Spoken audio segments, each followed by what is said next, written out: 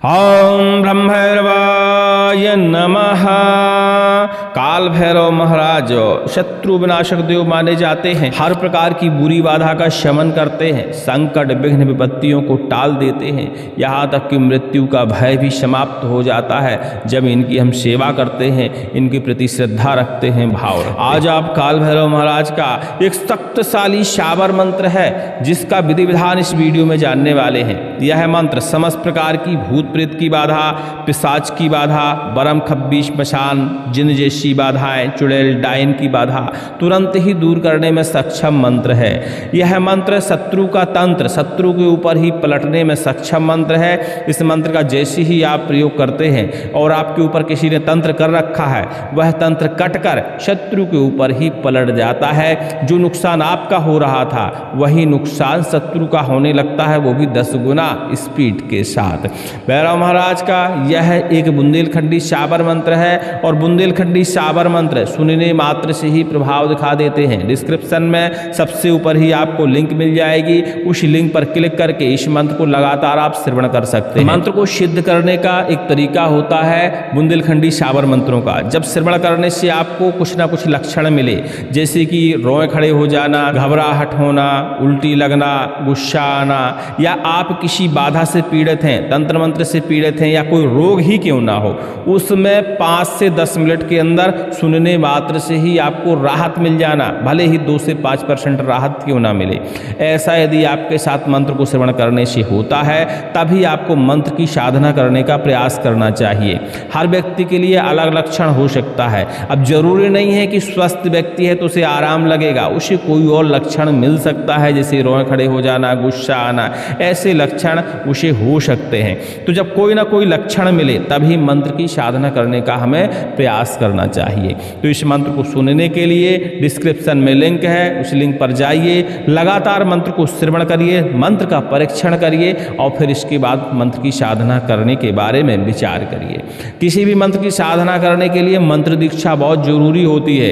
यदि आप पहले से मंत्र दीक्षित हैं तो बहुत अच्छी बात है, फिर भी मंत्र के बारे में आपको एक बार सलाह ले लेनी चाहिए। शाबर मंत्र जितने जल्दी सिद्ध होते हैं उतने जल्दी कभी कभी नुकसान भी पहुंचाते हैं, इसलिए बिना मंत्र दीक्षा और बिना सुरक्षा कवच के इन मंत्रों की साधना आपको नहीं करनी चाहिए, या गुरु मार्गदर्शन में ही मंत्रों की साधना करने का प्रयास करना चाहिए।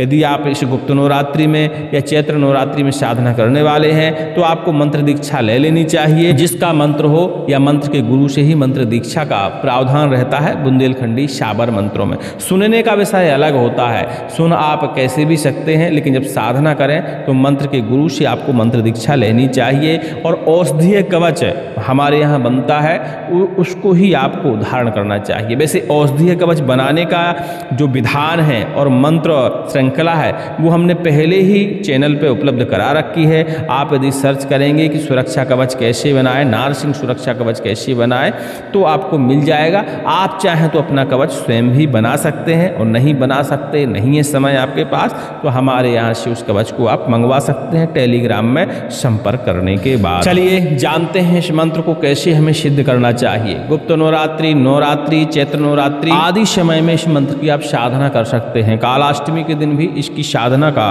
प्रावधान माना जाता है। भगवान भैरव का एक बढ़िया से चित्र स्थापित कर लीजिए। चित्र स्थापित करने के बाद एक आसन आप ग्रहण कर लीजिए। भगवान भैरव का विधि विधान से आप पूजन करिए, स्नान कराइए, तिलक करिए, वस्त्र अर्पण करिए, फूल पुष्प माला अर्पण करिए, धूप दीप नैवेद्य दिखाइए, एक अखंड ज्योति जला लीजिए। ठीक है, भैरव महाराज के लिए बलि रखिए, वहाँ मदरा भी आप स्थापित कर दीजिए। इसके बाद रुद्राक्ष की माला ले लीजिए, रुद्राक्ष की माला का शुद्धिकरण कर लीजिए, और भैरव महाराज का यह मंत्र जो कि हम श्रवण कराने जा रहे हैं, आपको एक बार लगातार श्रवण करने के लिए डिस्क्रिप्शन वाली लिंक का आपको उपयोग करना होगा, क्योंकि यहाँ जो हम मंत्र श्रवण करा रहे हैं यह सासुर नहीं है, लेकिन डिस्क्रिप्शन की लिंक में जब आप श्रवण करेंगे उस मंत्र को तो आपको बुंदेलखंडी सासुर मंत्र मिलेगा। और जब शाबर मंत्र का सासुर हो, मतलब जो ओरिजिनल सुर होता है बुंदेलखंड का, उस सुर में मंत्र को श्रवण करें करेंगे तभी आपको उसमें लक्षण दिखाई देते हैं, तभी उस मंत्र की शक्ति का आप आभास कर सकते हैं। चलिए एक बार मंत्र सुनेंगे।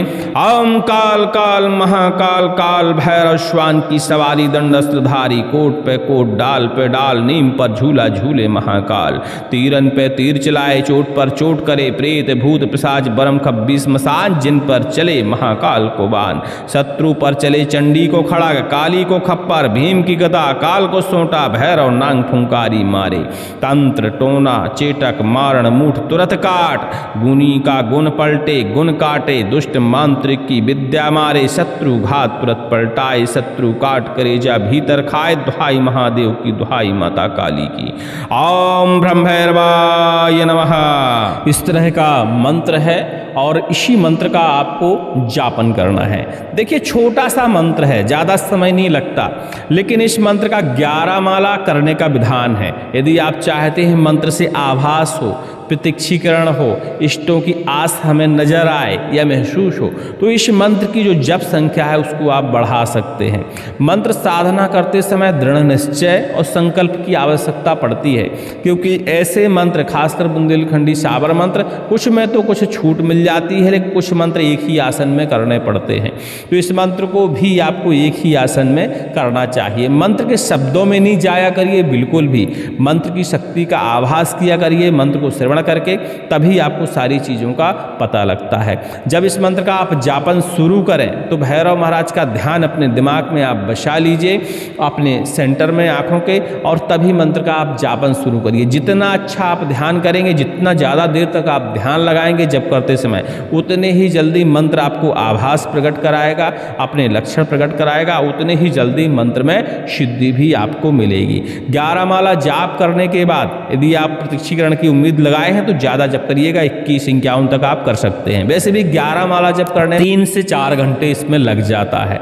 सूर्य अस्त होने के बाद ही इस मंत्र की आपको साधना करनी है, चाहे गुप्त नवरात्रि में करें या चैत्र नवरात्रि में करें या कालाष्टमी में करें, ठीक है। तो जब आपका जप संपन्न हो जाए उसके बाद भैरव महाराज को प्रणाम करिए, क्षमा प्रार्थना करिए, एक खप्पर बना लीजिए, खप्पर के अंदर संविदा डालिए, संविदा मतलब हवन की लकड़ियाँ उसमें डालिए, हवन सामग्री ले लीजिए, उसमें घी मिला लीजिए, तिल जौ चावल और गुड़ पंचमेवा इत्यादि आप सामग्री उसमें मिला सकते हैं, काले तिल भी उसमें आप मिला सकते हैं, उड़द भी उसमें डाल सकते हैं। इसके बाद आपको हवन करना है।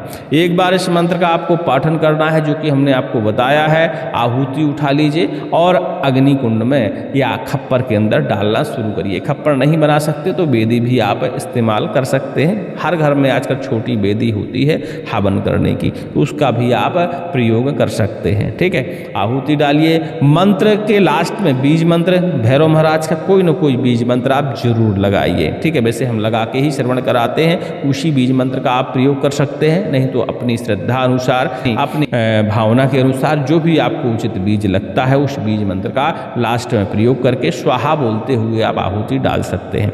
108 आहुतियाँ डालिए।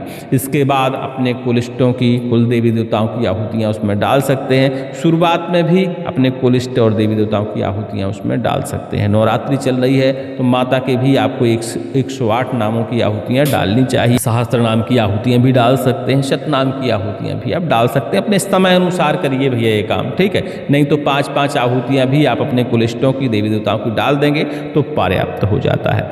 जब आहुतियाँ आपकी संपन्न हो जाए, जल घुमा दीजिए अग्नि के ऊपर। इसके बाद बलि आपको अर्पण करनी है, तो बलि में देखिए नींबू अर्पण कर सकते हैं, बरिहा कद्दू अर्पण कर सकते हैं, आप जायफल की बलि अर्पण कर सकते हैं। कुछ नहीं है तो नारियल की बलि आप अर्पण कर सकते हैं, ठीक है। बलि का पहले पूजन करिए, उसके ऊपर जल का छिड़काव करिए, तिलक करिए, पुष्प अर्पण करिए। इसके बाद नारियल है तो उसे आप तोड़ सकते हैं, लेकिन बाकी बलियां हैं जैसे बरिहा कद्दू है, जायफल है या नींबू है, इसको किसी अस्त्र के सहारे 2 टुकड़ों में विभाजित करिए। एक टुकड़े के ऊपर लाल सिंदूर पोतिए और भैरव महाराज के चरणों में अर्पण कर दीजिए।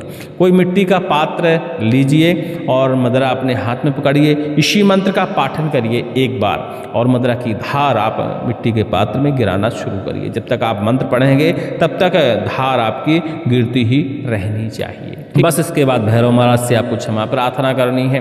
कहना है महाराज हम आपकी पूजा भक्ति नहीं जानते, कलयुगी प्राणी हैं, मंत्र तंत्र नहीं जानते, जो हमने किया है उसे स्वीकार करें, फल स्वरूप हमें शक्ति दें, ऊर्जा दें, मंत्र में सिद्धि दें, ताकि हम अपनी बाधाओं का हरण कर पाएँ और परोपकार में भी इस मंत्र का प्रयोग कर पाएँ। ठीक है, इस तरह प्रार्थना करते हुए शांति मंत्र आता है तो शांति मंत्र का आप पाठन कर लीजिए। अपने आसन के नीचे जल का छिड़काव करिए और उस जल को स्पर्श करते हुए मत्थे पर आप तिलक कर लीजिए।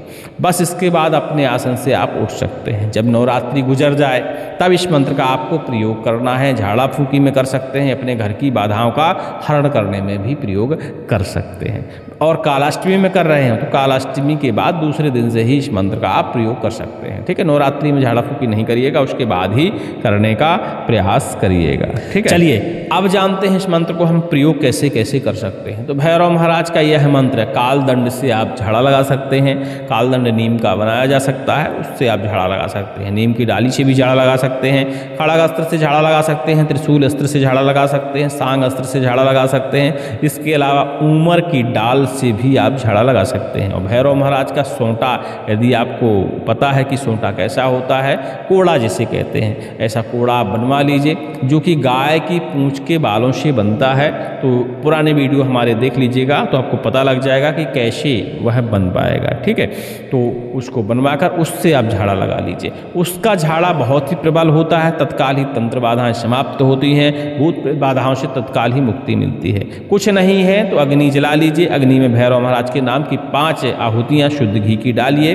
और इसके बाद वही भस्मी आप ले लीजिए और मत्थे पर तिलक कर दीजिए। इसके अलावा इसी मंत्र का पाठन करते हुए जल अभिमंत्रित कर लीजिए और जल के छींटे लगाइए, जल पान करवा दीजिए। देखिए, झाड़ने के बहुत सारे तरीके हो सकते हैं। आप अपने क्षेत्रीय तरीकों का भी प्रयोग कर सकते हैं। नींबू उतार के भी आप झाड़ा लगा सकते हैं। सामग्री भैरव महाराज की थाल में सजाकर उस थाल से आप व्यक्ति के ऊपर उतारा कर सकते हैं। इस तरह भी आप झाड़ा लगा सकते हैं। अपने तरीकों का भी प्रयोग कर सकते हैं। झाड़ा लगाने के बहुत सारे तरीके हो सकते हैं, जो आपको सूटेबल लगे वह तरीका आप प्रयोग कर सकते हैं। बस बाधा का हरण होना चाहिए और बाधा का हरण तभी होगा जब आपकी श्रद्धा मंत्र के प्रति होगी, मंत्र पर विश्वास होगा, मंत्र की ऊर्जा आपने जगा रखी है, तभी ये सारे प्रभाव आपको देखने को मिलेंगे। उम्मीद करते हैं सारी बात हमारी आप समझ गए होंगे। अधिक जानकारी के लिए टेलीग्राम में आप संपर्क कर लीजिएगा, जहां हमारा फ़ोन नंबर मिल जाएगा। वहां हमसे आप फ़ोन पर बात भी कर सकते हैं 11 बजे से लेकर 2 बजे के बीच में। नवरात्र में थोड़ा समय डिसबैलेंस हो सकता है, तो आप मिस कॉल छोड़ेंगे तो जब हमें समय मिलेगा तब हम कॉल कर लेंगे, या टेलीग्राम में आप लिख देंगे तो भी हम आपको कॉल कर लेंगे। वहाँ नंबर ज़रूर छोड़ दीजिएगा अपना, और अपनी बात और नंबर हमेशा प्राइवेट चैट में ही छोड़िएगा। सभी को जय श्री राम, जय हनुमान जी महाराज की जय, भैरव बाबा की।